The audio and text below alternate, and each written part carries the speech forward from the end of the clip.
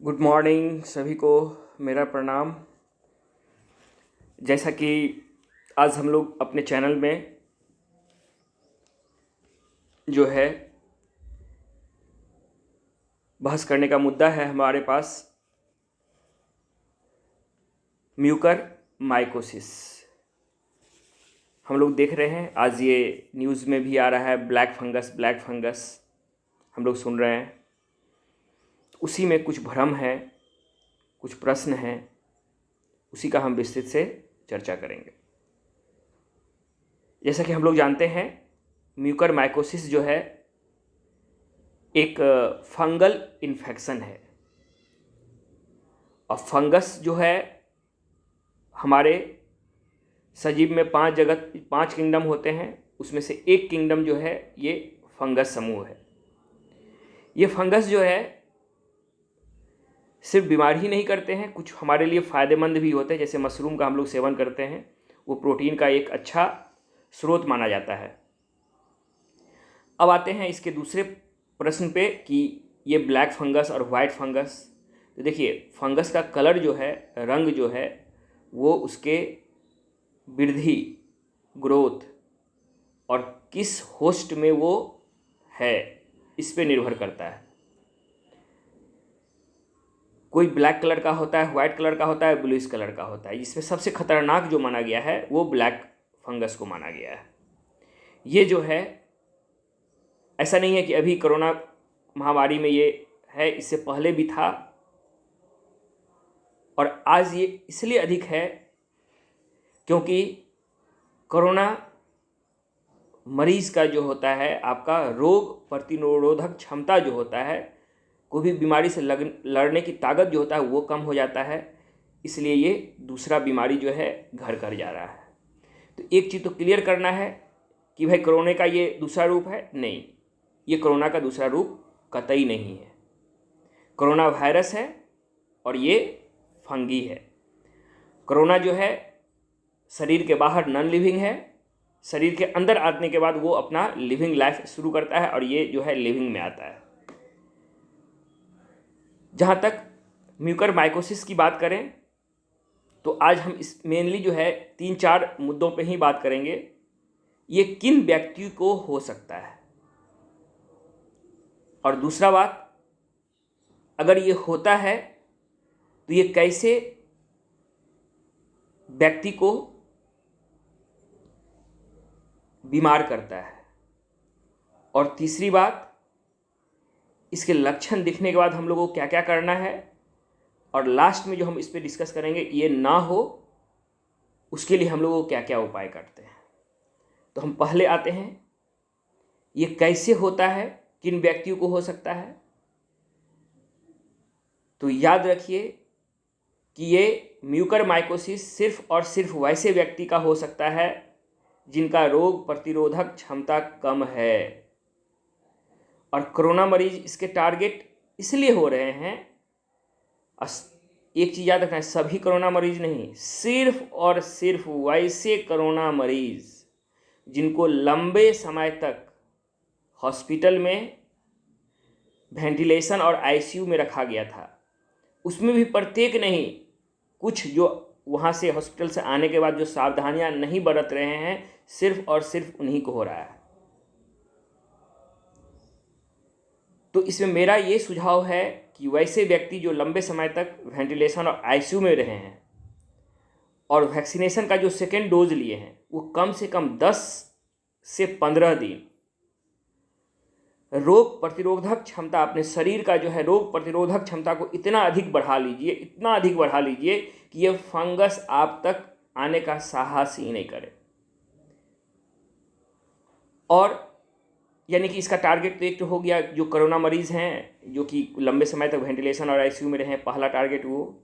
और दूसरा जो है टारगेट, जिनको पहले से खतरनाक बीमारी है, डायबिटिक अनकंट्रोल रहता है, वैसे व्यक्ति, यही 2 तरह के व्यक्ति जो होता है इस म्यूकर माइकोसिस से ग्रसित हो सकते हैं।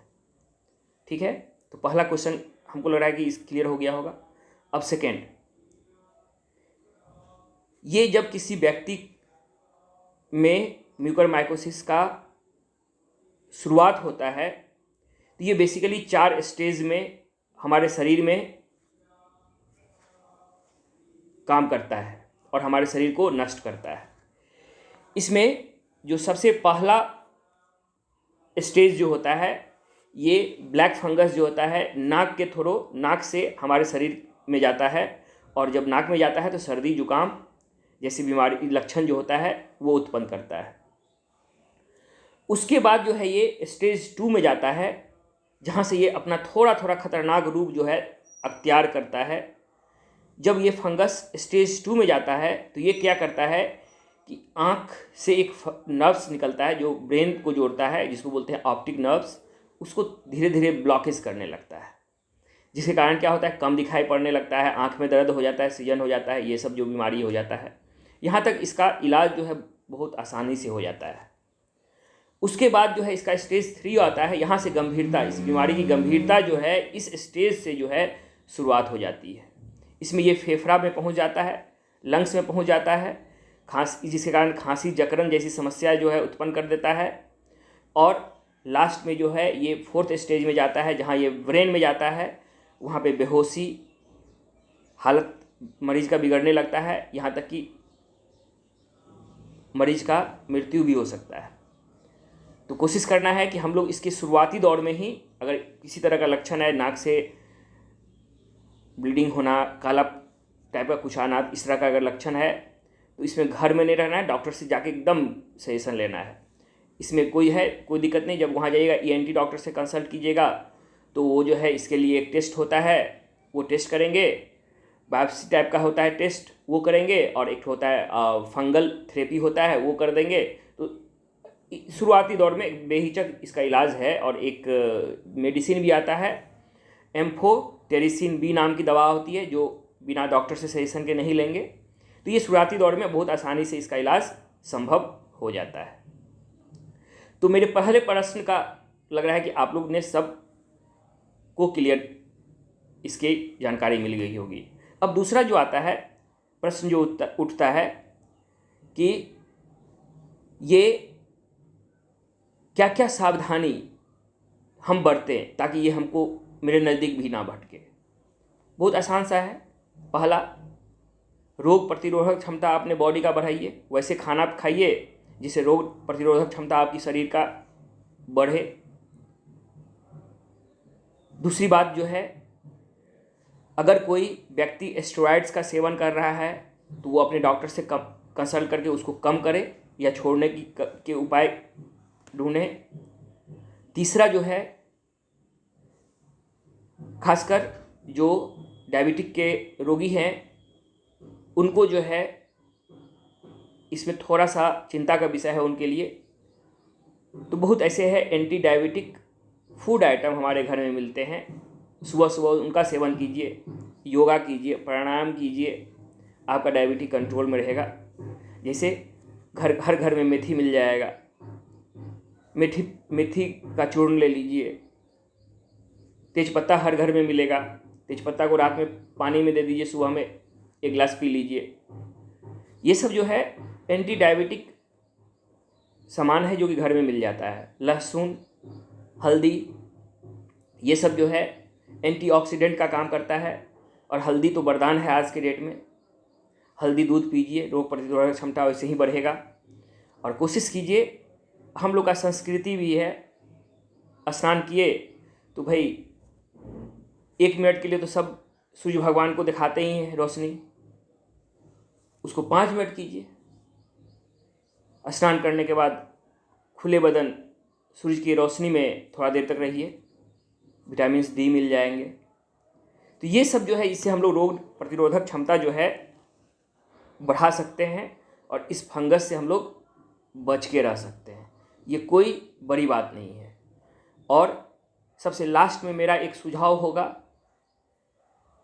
पिछले बार की तरह, पिछले बार जब कोरोना हुआ था तो हम लोग बहुत जो है ना अपने आप को, जब दिसंबर के बाद देखें, जनवरी फरवरी में अपने आप को जो है ना एकदम ये क्या कोरोना था, कुछ था नहीं, कुछ है ही नहीं बीमारी, ये हम लोग बहुत हल्के में लिए। इसको हल्का में अभी भी नहीं लेना है। जब तक कि मेडिसिन नहीं बन जाती है। और याद रखिए, एक साल दूसरे साल जाते जाते ये बीमारी बस उसी तरह का रह जाएगा जैसे कि हम लोग को सर्दी खांसी जुकाम होता है और टाल देते हैं, चुटकी बजा के निकल जाते हैं, उसी तरह इस बीमारी का भी हाल होने वाला है। लेकिन तब तक तो हम लोग को घर में स्टे करना है। काम हो तभी निकलिए, घर में बैठिए। और हम लोग जानते हैं कि हम लोग का ब्रेन जो है ना में अनंत शक्ति होती है।